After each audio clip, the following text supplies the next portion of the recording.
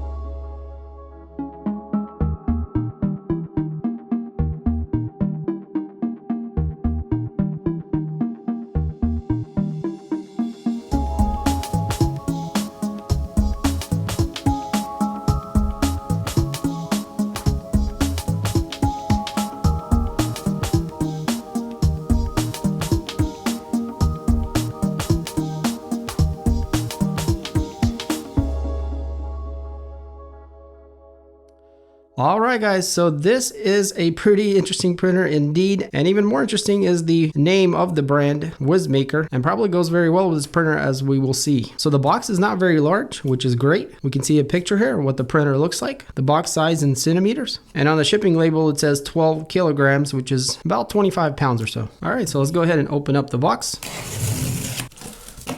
And right on top we can see we got nice black squishy foam. And this is what we can see right on top. So we got a little thank you note here. The manual, which is very nice quality, nice thick pages, and very well laid out.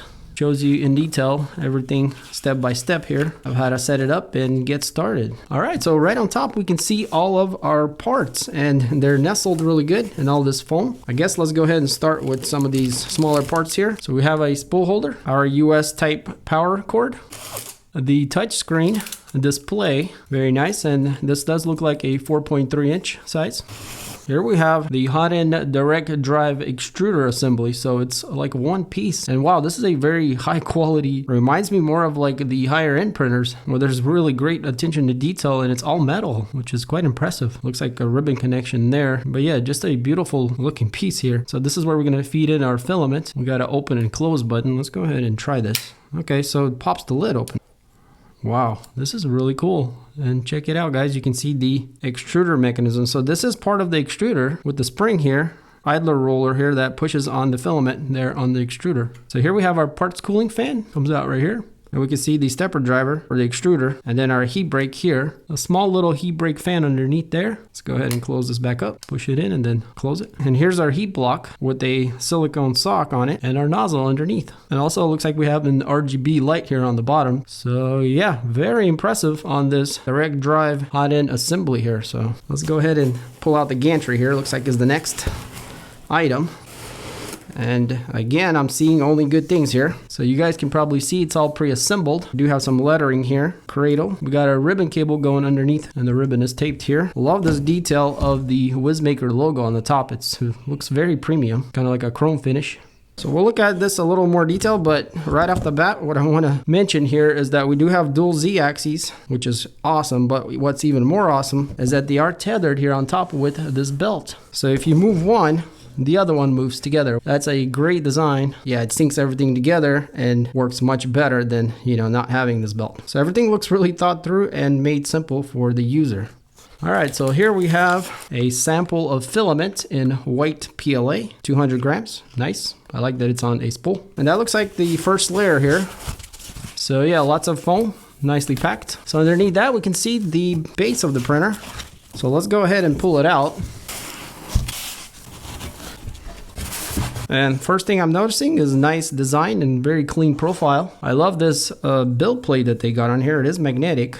Okay, so it is a piece of thin metal sheet. You guys can see that. With a coating on top, which I believe is called PEI texture. See, I mean, that's super rough. It's not like sandpaper, but it's got a little roughness to it, but it's mostly smooth. But not only that, guys, it is flexible very easily because it's quite thin.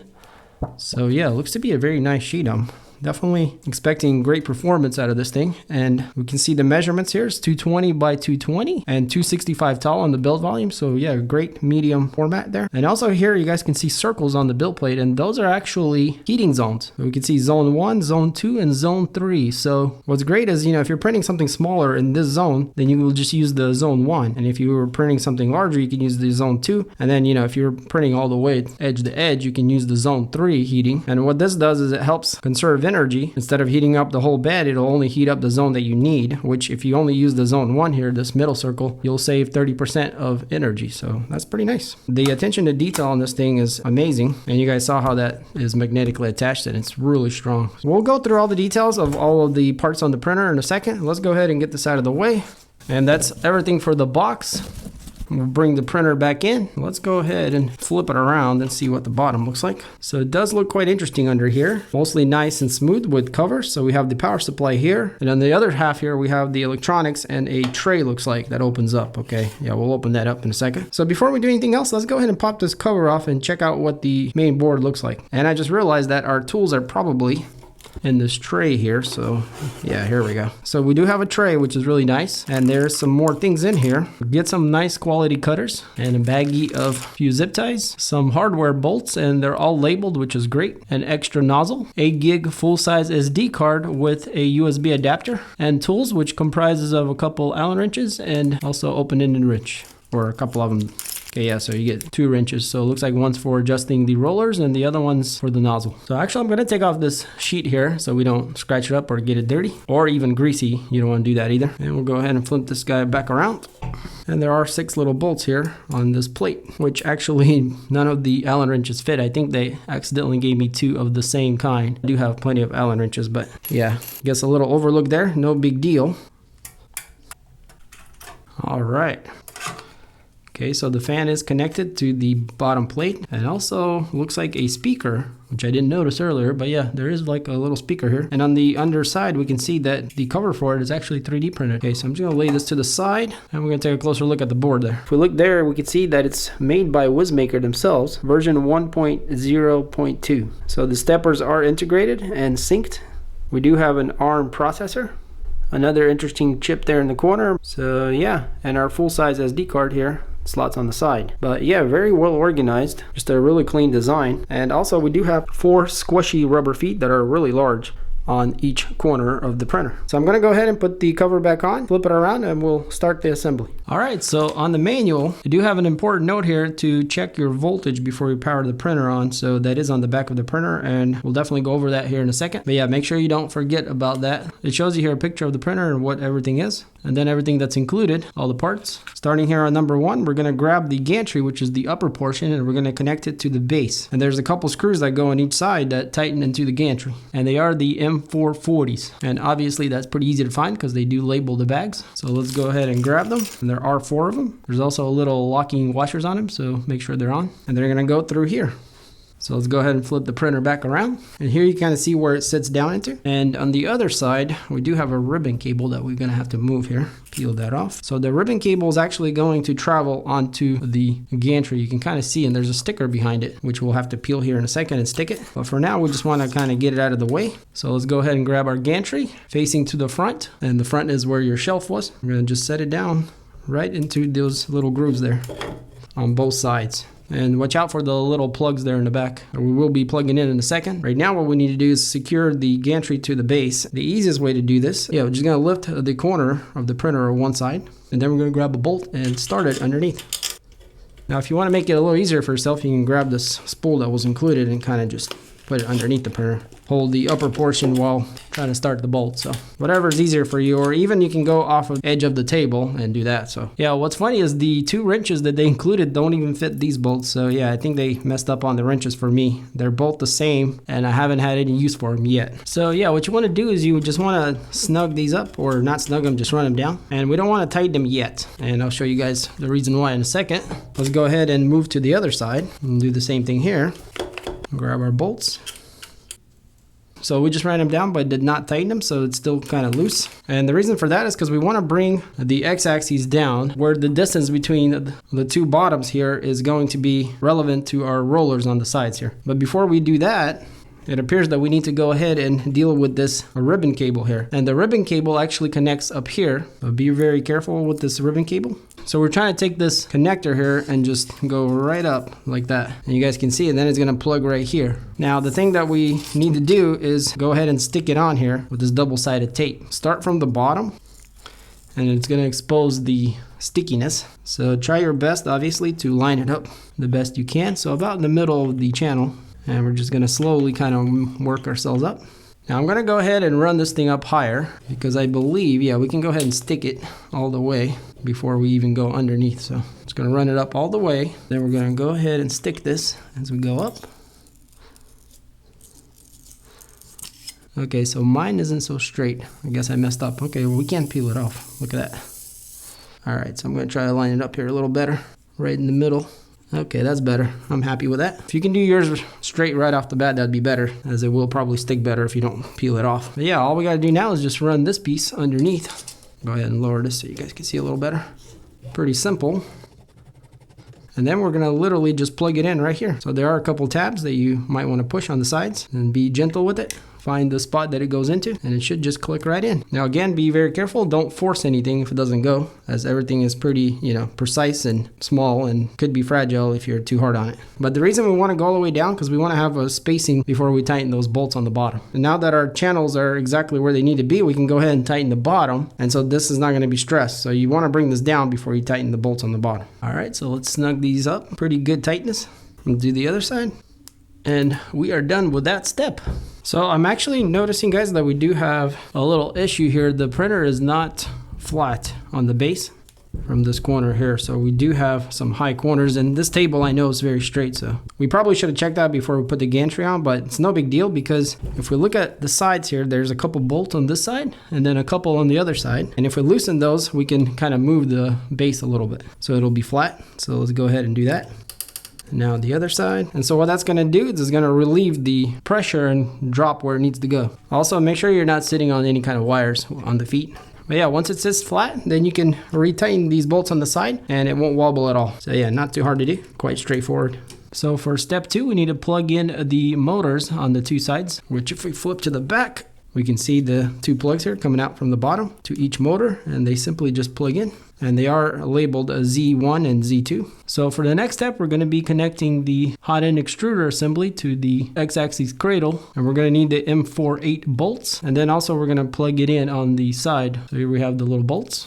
There's 3 of them. Let's go ahead and raise our Z-axis here. I'm going to bring you guys down so you can see a little better. So here we are looking at the back of the printer, and on our assembly here, we can see that there's some threads on the back, 1 on the top and then 2 on the bottom. And those are actually going to line up here. So there's a hole here and then 2 on the bottom. So we're going to grab a bolt, line up the Hotend assembly.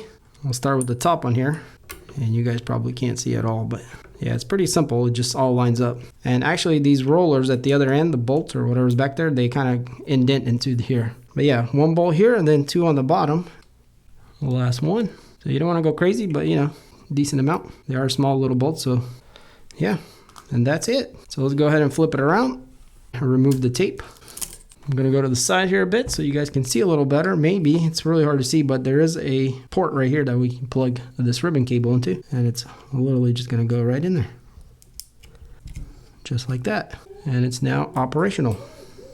All right, so for the next part, we're going to be installing our display, which is going to go on the side. Put a couple bolts in it, which are M416, and then we're going to plug in the screen. So this plug here is what plugs on the screen, and it kind of comes out on the side here. There's some threads right here, and those are going to line up with the screen that mounts literally right here, just like that. So the 2 bolts are going to go here, which is our last packet, the M416s.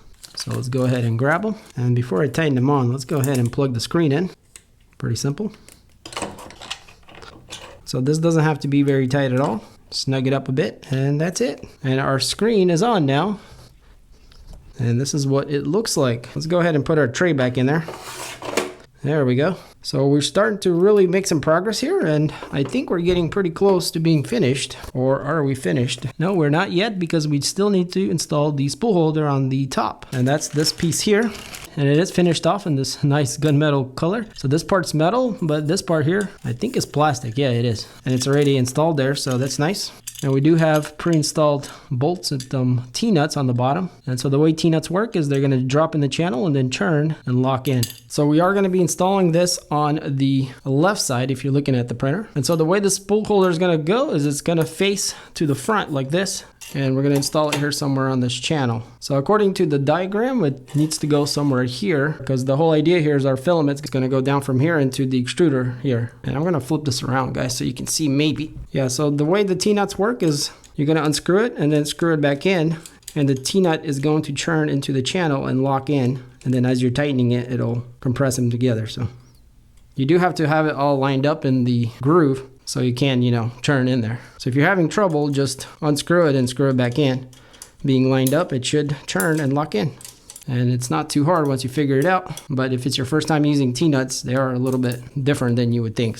So yeah, and our last step here is installing the ribbon cable that we've done already, which is over here. And that is everything for the installation. Now that doesn't mean that we're done yet because we do need to check our rollers. So the bed has rollers and the x-axis here has rollers and also the z-axis has rollers. So the most important ones will be the y, which is the bed, and the x, which is here.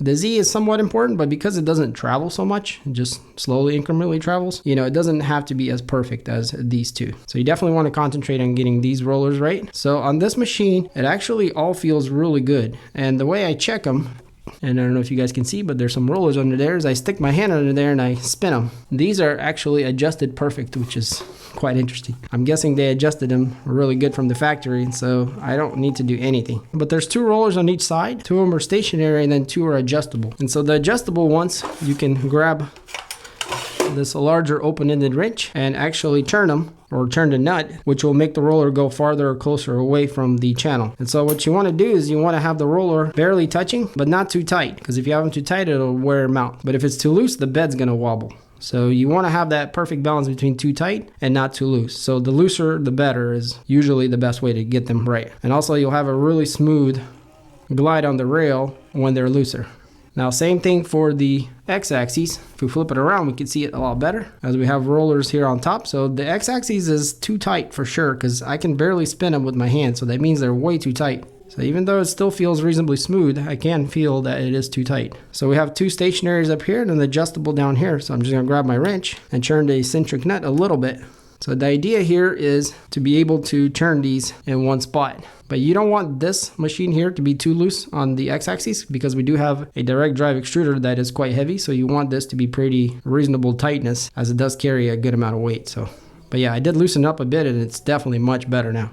And we don't have any wobble. So if you loosen it too much, you're going to have wobble. And that's pretty much how you do it. And then you have rollers here. So we got 2 on the outside and then 1 on the insides, which are adjustable. On here, everything's adjusted pretty well. And these don't have to be perfect. As long as they're pretty close, which mine are, you can go ahead and leave them because the amount of distance this thing travels is not very much. And it's not going to wear out these things very fast. If you want to try to perfect it, you can. But a lot of times you can't get it all right because there's so much brackets and the distance between the 2 and things like that, it makes it really complicated. So as long as you're close, you're fine. So don't worry about these too much. Now, the other thing that you could check for, but on this printer is very hard to see, is the belts inside the channel. So the way this thing is designed, they're all inside, including here on the x-axis, so it is a little bit hard to tell, but you can see the belt underneath here. Maybe you can see me pulling it down. So what you want to make sure is they're not too loose or too tight, and the way you adjust them is here on the end. We can see a little screw, and here we can tighten it up or loosen it according to what we need. So the belt, it's hard to kind of say how tight it needs to be, but you can experiment with it. Too tight makes it not good as it puts a lot of stress on everything, and too loose might have some slop in it. So you definitely don't want your belt tight where you can play music on it, but not too loose where it's just kind of like almost sagging. So just a reasonable amount of tension. And same thing for the Y belt, which is here up front, and it's adjustable here, and you can kind of feel it here in this groove. You can see the belt right here. So on mine, the Y does seem to be a little loose, so I'm going to tighten it up here on the front just a little bit to give it a little tightness. Yeah, that feels a little better. So yeah, and that should be good as long as everything's running smooth. There's nothing funny happening. You should be good. And yeah, that's pretty much everything as far as assembly goes and adjustments. So let's go ahead and put our build plate back on. All right, so let's take a closer look at this pretty unique printer. So yeah, overall it looks amazing from a distance. as it does have this nice gunmetal kind of finish. So starting here on top, we have the spool holder. Also very nice that it all matches with the color. The frame is all aluminum extrusion. We got a 2020 here and 2040s here on the side, and they are smooth on the front, very nice, and actually also the back. So we got a really cool logo that's kind of chrome here. Flipping the printer around, we got these little support brackets here for the belt with bearings in there and the lead screws. Again, I love that the dual Z axes are synced with this belt. And going down, we can see everything is metal, which is really nice.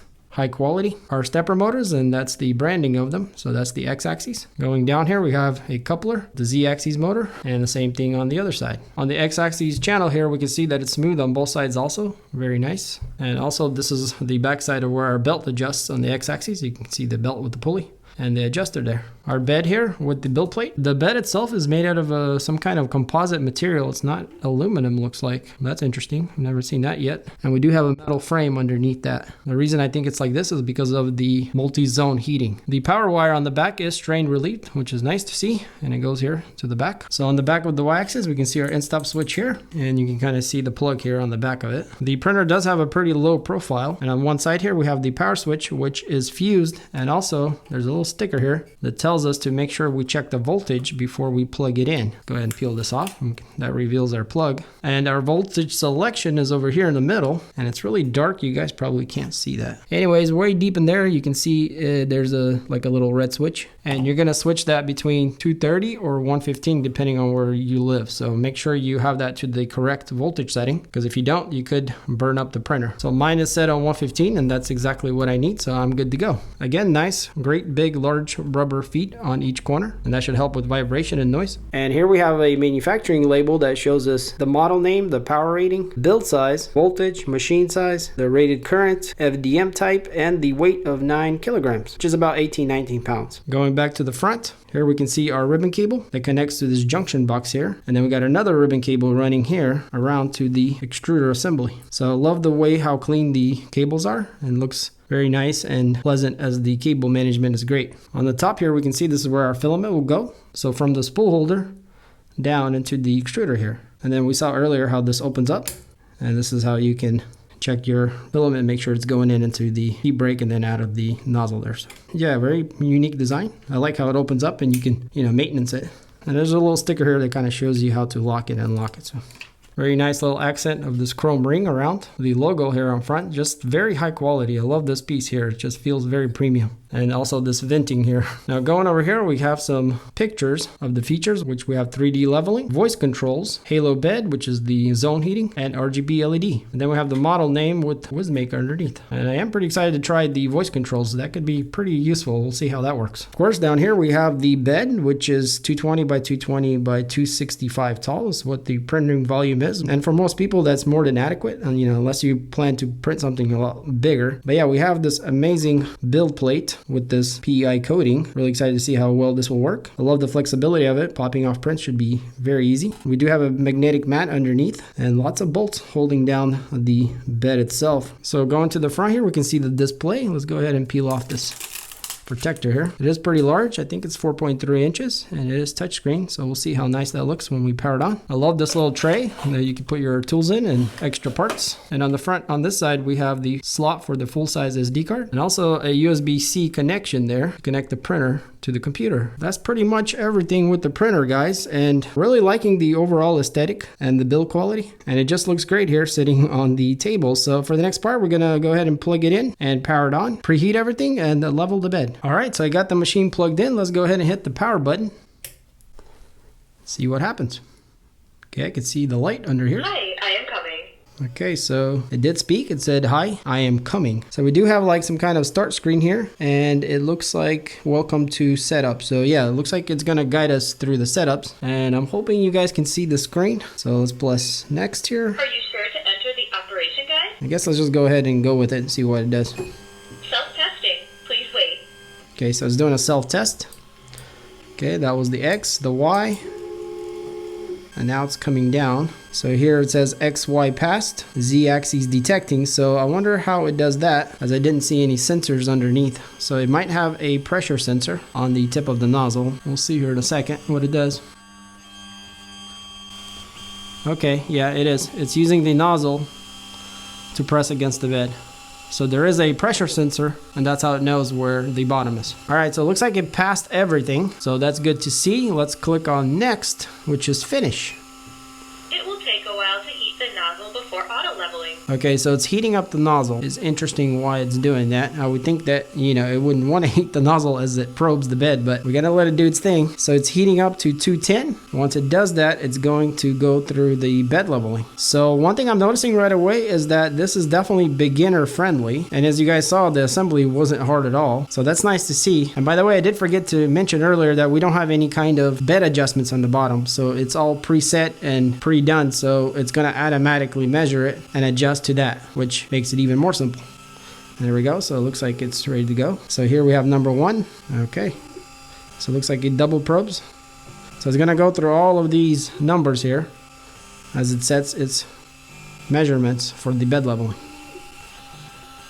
And we can zoom in here a little bit more. So yeah, we should be almost done, and it is 16 points that it takes. And there it goes. Leveling complete. Let's click on finish. Load filament. All right, so now it wants us to load filament. Okay, so it's gonna guide us through the whole process here.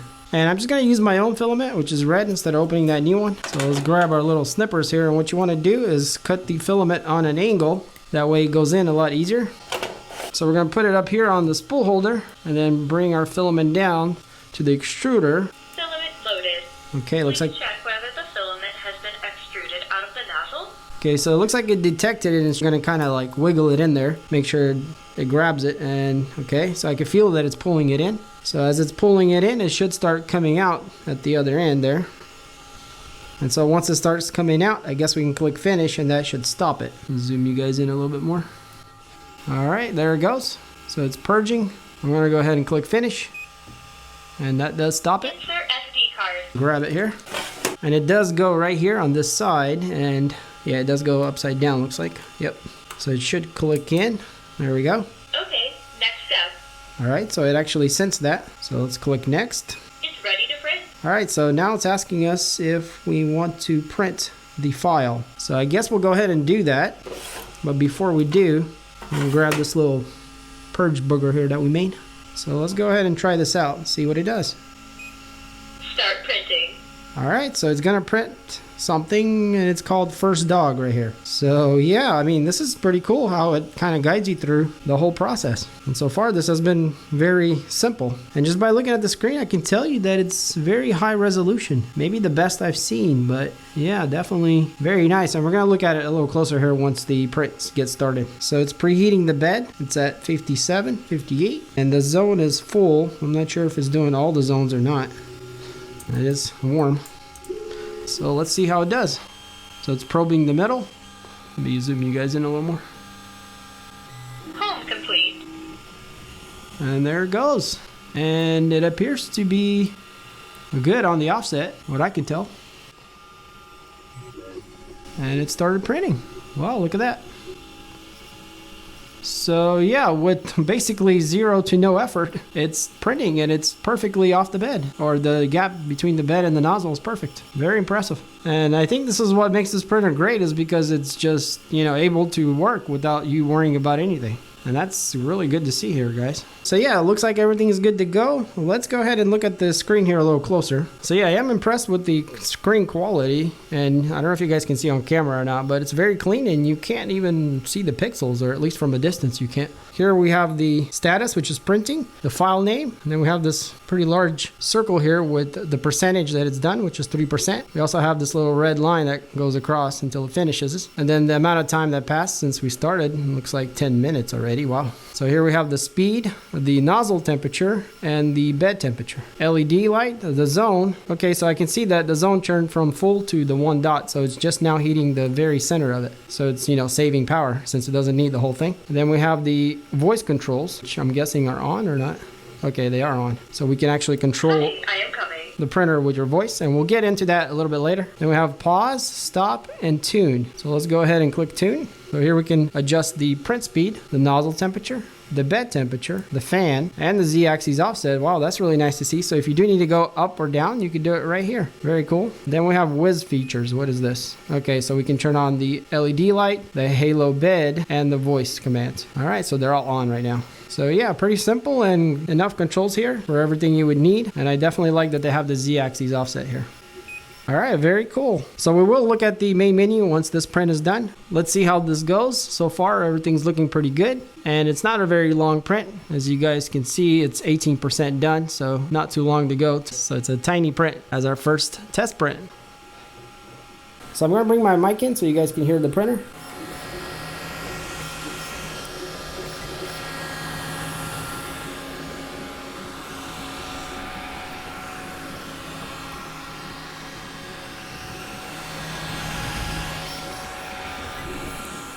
So it's not very loud, but you know, it does have some sound to it. And you can definitely hear the steppers kind of going. They're not like really loud, but you know, they do make little sounds. Looks like the power supply fan is on right now underneath also, so it's a little louder, but that does come on and off so as it's printing. So overall, I would say not bad for the noise. Definitely not obnoxious, but not whisper required either. So all right, so we're gonna let this print finish and we'll look at it. And then after that, we'll look at the menu and also try out some voice controls.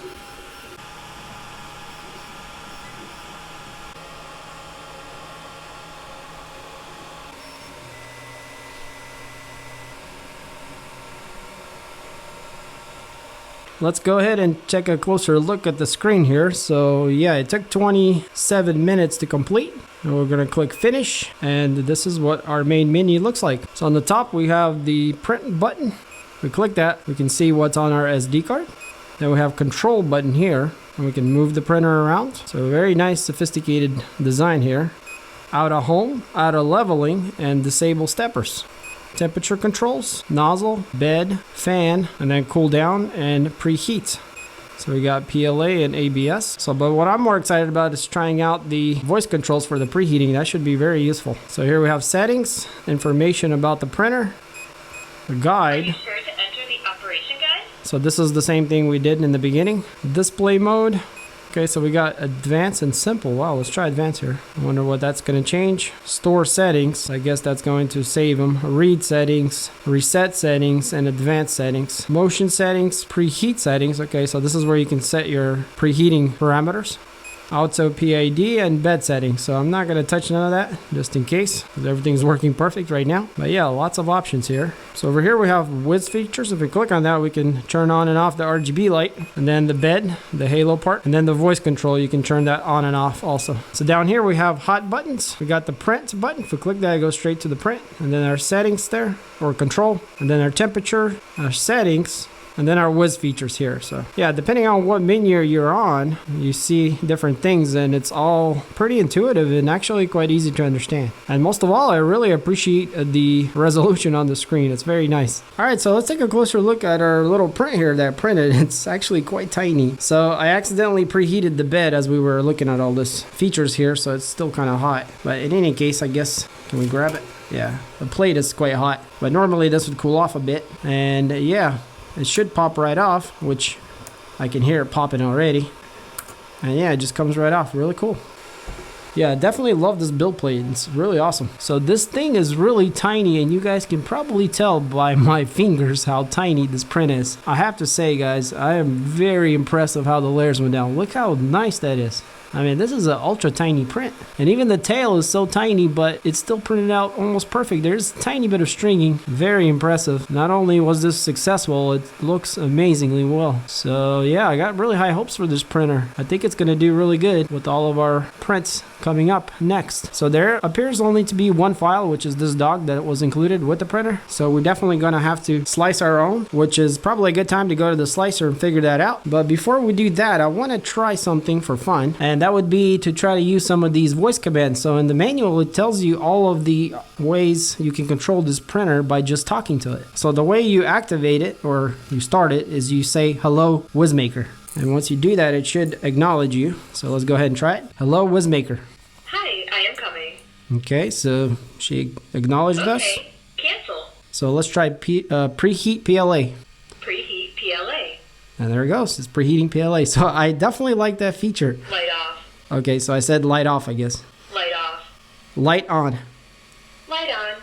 Okay, so I do have to turn it off if I'm just randomly talking to you guys because it's constantly listening to me. But yeah, there's quite a few things. I mean, light on, light off, cool down, preheat, auto leveling, like disable steppers. That's a good one. Confirm, cancel. Oh, you can even adjust the volume up and down. And you can also mute it. If you don't want it talking at all, you can mute the whole thing. Pause print, resume print, print first file. Quite a few useful things, but I think the most useful thing would be preheat PLA or preheat ABS, whatever you're wanting to print. Could be quite useful. And disabling steppers is actually quite useful because if you want to pull this out, you just say disable steppers and then pull out the filament, so, or move things out of the way or whatever you got to do. So yeah, at first I thought maybe this voice control is useless, but now I kind of like it. Hello, Wizmaker. Hi, I am coming. Cool down. Cool down. And there you go, guys. So now it's going to cool off. And by the way, that little hole right here that we saw earlier, that's actually the mic for the voice control. It seems to pick me up pretty well, even though I'm pretty far away from it. All right, so let's jump to the computer and see if we can slice something. All right, so I got the SD card plugged in. Let's go ahead and open it up. And this is what we see. So we have a PDF with the user manual, just like the same one we got. So drivers to connect the printer to the computer, and also the Cura slicer, which is only for Windows. So if you need one for Mac, you'll have to go and download it from the internet. Just search up Cura. And we have a model folder here with a few models. So we got a little shark. That's pretty cool. I think we'll print this. Some owls and a vase, which also looks pretty interesting. I think I will try to print this also. So we also have some kind of video. I guess just kind of shows how to just set it up real quick. Pretty informative here. Definitely worth a watch to get started. And then we got that G code that we printed, which is first dog. I already do use Cura, so let's go ahead and open it up. And what we're going to do is we're just going to make a new profile. So I'm going to click here on my machine and we're going to add printer. And then we're going to click here on non-network printers. Obviously Wizmaker is not going to be here, but we can find a very similar machine from Creality, let's say. And the one I can think of off the top of my head right away is the CR6 because it also has the touch sensitive Hotend for the leveling. So let's just go with that. So all we got to do now is change these parameters to our printer, which is 220 by 220 by 265. And everything else should be perfect the way it is. All right, so we're going to click next. So let's go ahead and drag a model in. Let's see this 3D Benchy here. And you guys can see the build plate with our build volume, kind of like in a box here. So if we click on the model, you can see we can move it around just by dragging it or using these arrows to go specific way up, down on the axes. If we look here to the left, we have the main control. So this is movement and then scale. So you can type in percentages or actual millimeters, and then rotations. You can rotate the model. Mirroring and more options here. So the more important parameters are here on the side where it says standard quality. And what we're going to do is just adjust a few things. So this is our layer height. I'm just going to keep it at 0.2. Wall line count, we need to change this to 3. That makes the walls better and the infill is not seen as much. Also, I like to change the top layers to 5 and the bottom at 4 is fine. Infill, I'm going to change to 15. This could be 20 anywhere. 200 on the nozzle should be good. We can change the first layer to 205 just to be a little hotter. Build plate 60 is fine, and I'm printing at 50 millimeters. Usually that's what I print everything at. Retraction at 6.5 seems a little high because we have direct drive, so let's go ahead and go to 3 and see how that works out. And the rest should be good. And then we have build plate adhesion, which I definitely like to use skirt at 3 lines around it. But if you are having trouble, which you should not have with this printer, you can go to these other ones like brim or raft, see if that works out better for you. But I definitely like skirt because it does print straight to the build plate. And here we have spiralized outer contour. It's going to print a few bottom layers and then just outside layer. So we will try to print vase in this spiralized. All right, so everything looks good. We can go ahead and click the slice button. That's going to slice the model so the printer can print it. So as you guys can see, it's going to take only 1 hour and 59 minutes, which is not too long at all for this Benchy. And it's going to use up 12 grams of filament, which is about 4.14 meters long. And you guys can see here, you can see our SD card plugged in, so we can save straight to it. So I went ahead and saved. So I'm not going to inject it yet because I want to go ahead, and if you double click there, you can clear or right click the build plate. And we'll also bring a calibration cube in here and print it at exactly the same specs as our Benchy and see how that works out. Click slice here. It's only going to take 35 minutes to print this. Save to removable. And there we go. So if we open our SD card file here, we can see that we have the 2 new files that we just made. So yeah, that's basically how you slice. And so hopefully this was a little bit of help. If you need to learn more, just search up some Cura videos on YouTube. There's a lot of good tutorials out there. All right, so let's grab our card and plug it into the printer. turn it on.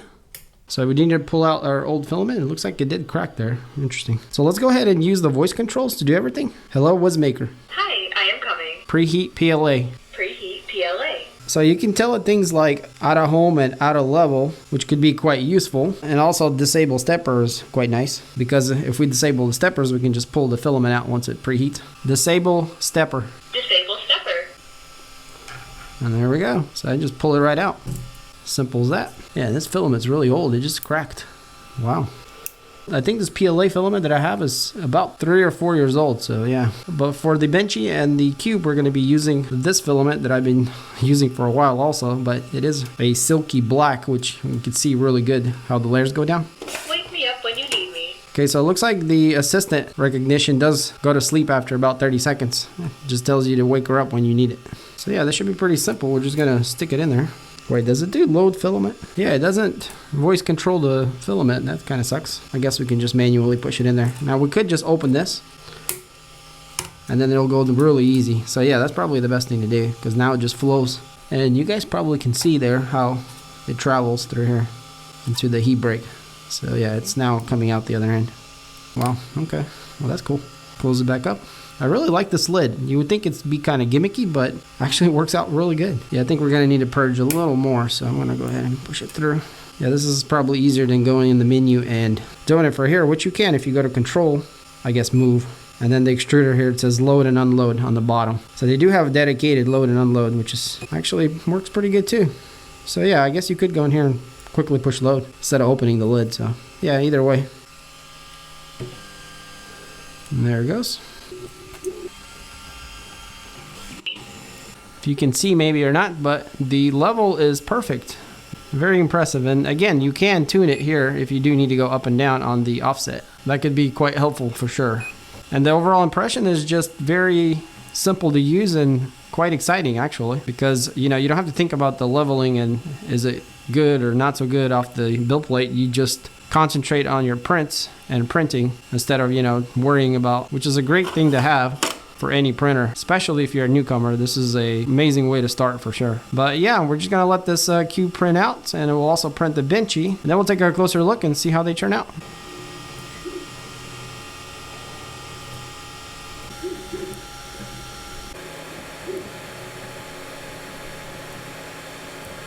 All right, so we got the cube and the benchy printed out, and they were both successful and are looking pretty good. So let's go ahead and look at the cube here first. So overall, it's looking really good. So this is our x-axis, and you guys can see very nice and uniform. There are a couple little lines going through there, but nothing terrible, but they are there. And if you guys look at the reflection, the wall is pretty nice. And the X itself, there's no ghosting or anything weird. So yeah, very good on the X there. So here we have the Y, just as good, or maybe even better.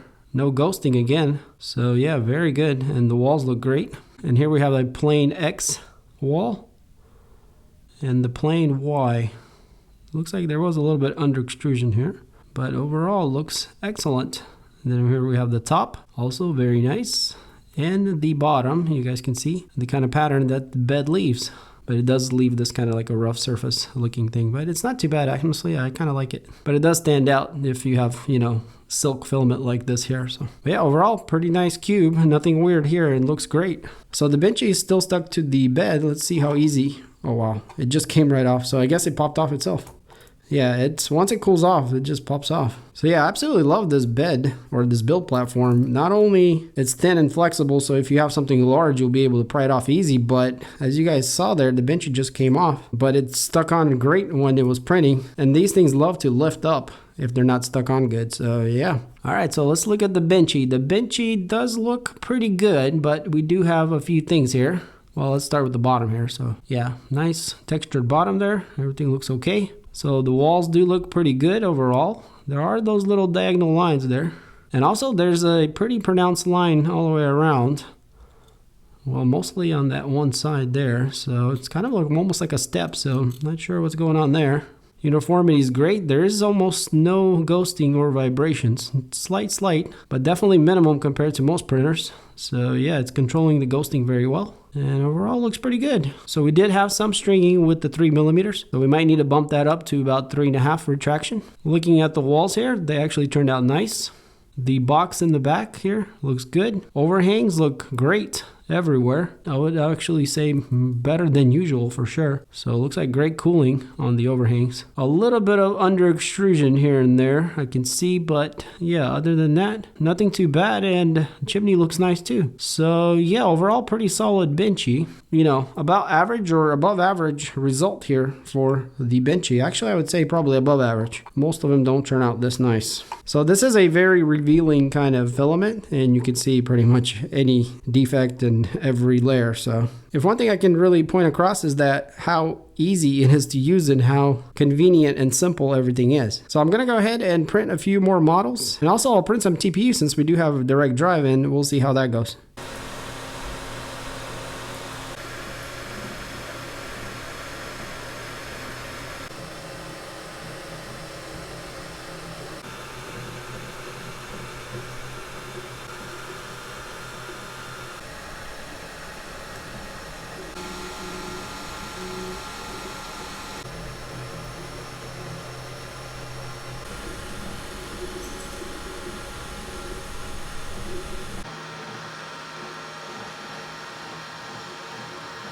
All right, so these are all the prints that we printed. I have to say the printer did very well, better than I expected, especially with how easy it was to use. So we've seen the benchy, the cube, the little doggy. Let's start off here with this little squirtle. So this is like a turtle slash squirrel, I guess. Yeah, this print didn't turn out as well as the rest of them, and I'm not too sure why. This is one of the first ones I printed. We do have some blobbing here and inconsistencies a little bit, and also some under extrusion here and there. But if we look at the top of the head, it looks really nice. This is silky silver, so it's really revealing and, you know, shows you pretty much every defect. But overall, the layers do go down really nice, as we will see on the other prints. Here's what the bottom looks like. But yeah, overall pretty solid, but this is the worst print I think out of all of them, which is not bad at all. So here we have a frog. This thing is pretty detailed and quite small, and has pretty tiny features here like this paws. And I do have to say, if you look really close, the layers really go down even. And this is the great thing about this printer. It seems to put the layers down really nicely. Under here, there's no sagging, nothing weird, and that's, you know, pretty good slope there. Now, one of his arms did fall off, but it kind of glued itself back on, so I guess the bed didn't hold it too well there, or maybe it snagged on it, or whatever happened. But yeah, overall, a great print. Again, above average for this printer as far as print quality. So here we have an astronaut, and it's a pretty small print, quite detailed, and it's in a glow filament. Maybe you can kind of see it's glowing there, but yeah, it glows really nice at night. Again, the layers went down really good. It's really hard to see on this white, but this printer is doing really well. And by the way, all the prints that we printed here is 0.2 layer height, 50 millimeters a second on the speed, 200 or 205, I can't remember, I changed a couple of them, on the temperature, and 60 on the bed. So the next two prints we'll look at are pretty interesting because they have a lot of pieces that combine as the prints. So this is an octopus, and I scaled this thing up pretty big so it could kind of fill up the bed. What's interesting is that, you know, all these pieces, they start off individually, and then as they go up, they link together. The bed didn't have any problem sticking all these little pieces, you know, because if one falls off, it all kind of messes up. So yeah, the build platform has been performing excellent. But the thing I messed up on this thing is when I was slicing it, I somehow turned off the retraction, so I had no retraction at all. So there's a lot of blobs as the nozzle traveled between all these little pieces. Rough looking a little bit here and there. Maybe you guys can see, but if we look here higher up, we can see how well the layers went down. And usually you see weird lines and things in this area when it's this smooth. And this printer just did an excellent job of putting the layers down. It just looks great. So yeah, we do have a little bit of layering there, but you know, you're gonna see layering here and there. Overall, not very much with this printer, and it all looks really good, which I'm pretty impressed with overall, guys. Let's go ahead and look at this shark here. Also individual pieces that combine as they print, and nothing fell off, and the bottom looks great. All the articulations are working, like these little fins here on the side. and all the pieces are loose. We did have one section that looks kind of funny, which is this one right here, and I don't know why it looks like this, because the rest of them look pretty clean. Even the one next to it right here looks fine. It must have been the way the sequence was, or the retractions or something, but yeah, it looks a little funny. And also we do have a little bit of under extrusion here and there, and that's the common theme with this thing. It's for some reason having a little under extrusion problems, and that might be because the idler pulley that pushes on the filament, it might not be tight enough or something. You might need to adjust that a bit. In any case, the shark does have a function which is mouth opens. Let's go ahead and see if we can break that loose and see if it'll work. So we just gotta pry in there maybe. And there we go.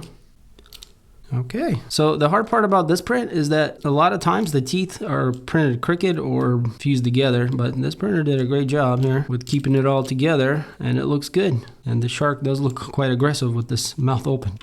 And keep in mind also, guys, that I am using pretty old filament. A lot of it is at the end of its spool, so there are usually more inconsistencies in the filament as you go towards the end of the spool. So in any case, let's look at this print here, which is actually printed in TPU, and it is a Benchy. So I printed this print here with the same file. I just slowed it down 50% for the TPU, and this is what turned out. So this is a flexible filament, and it looks awesome. As you guys can see, we still have that weird line right in the middle there, which is kind of interesting that it makes it. But yeah, other than that, guys, this print turned out really nice. Great cooling, just a great print. Very impressive, and it is flexible. I can show you guys here. Not sure how much I can bend it.